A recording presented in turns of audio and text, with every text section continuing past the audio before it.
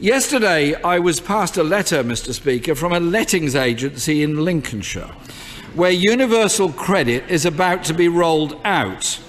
The agency, and I have the letter here, the agency is issuing all of its tenants with a preemptive notice of eviction because universal credit has driven up in arrears where it's been rolled out. And the letter, and I quote, says, and I quote, GAP property cannot sustain arrears at the potential levels universal credit could create.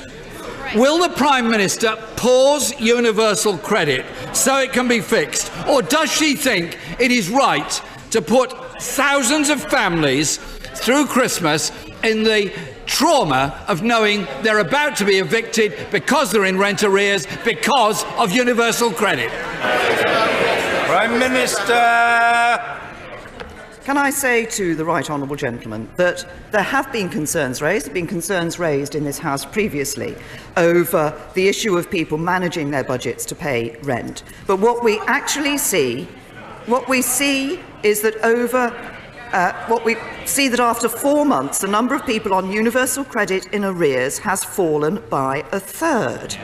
Now, it's important that we do look at the issues on this particular case. Now, the right honourable gentleman might like to send the letter through. I know in an earlier Prime Minister's questions, he raised a specific case of an individual who'd written to him about her experience on universal credit. I think it was Georgina. As far as I'm aware, he has so far not sent that letter to me, despite the fact that I asked for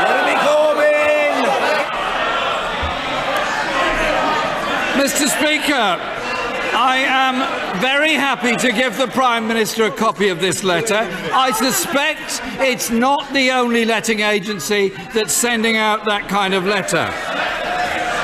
She might be aware that food bank usage has increased by 30% in areas where universal credit has been rolled out.